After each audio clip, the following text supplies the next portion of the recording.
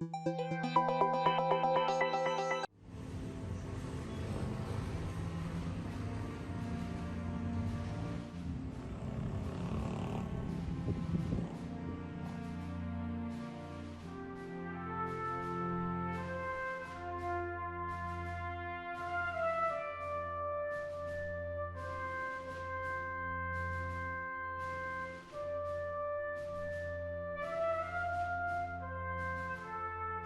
think insofar as the Battle of Manila, it was more or less something that nobody was talking about in the immediate post-war years. I think it was so painful that nobody talked about it. Even in the 1960s, there were articles once, and no book. So the first real book in the Battle of Manila came out in the 1990s. So almost the 50th anniversary of the war.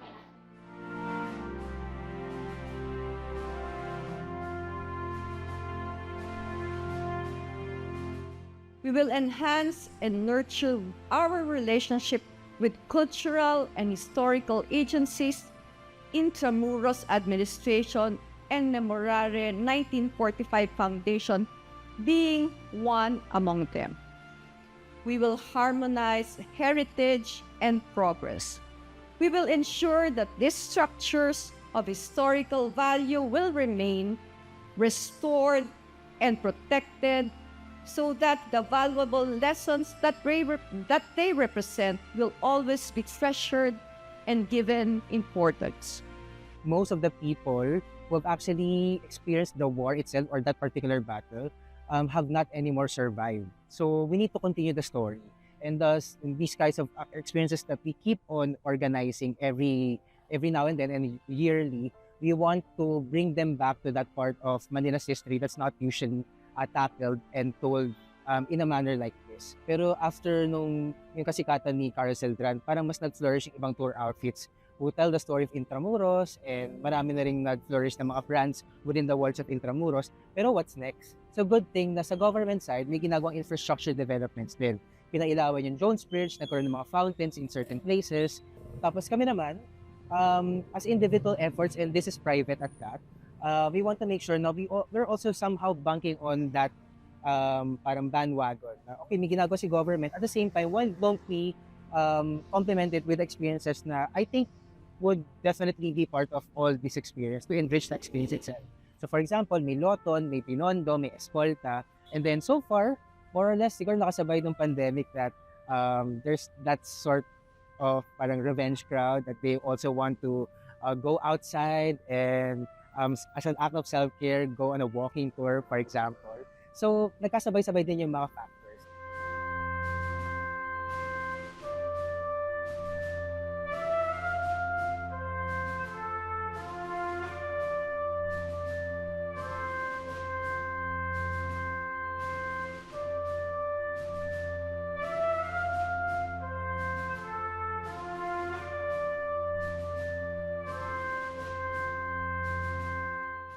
I think importante yung konsepto ng heritage mapping or cultural mapping as a way to identify kung ano yung resources natin. Imagine, no, these are silent witnesses of our past and they've survived the war indeed, but they could not be survivors of so-called development.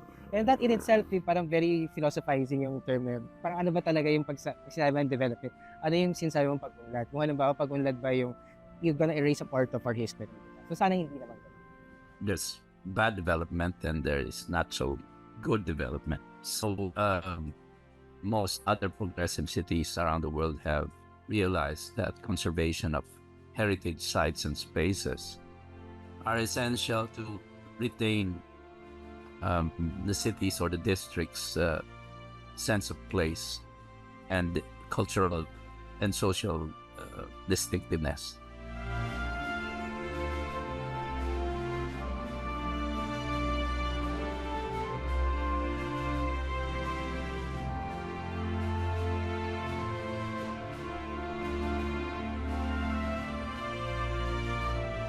All places are different, and the histories embedded in these spaces are all specific to the histories of those places. And if you develop it by just bulldozing it or replacing spaces with 50-story buildings or elevated expressways, then you lose your cultural specificity and the sense of place. People will not visit a nondescript place, something that looks the same all over the world, especially modernist buildings. People will not come and congregate in spaces that are not human in scale or that have no stories to tell.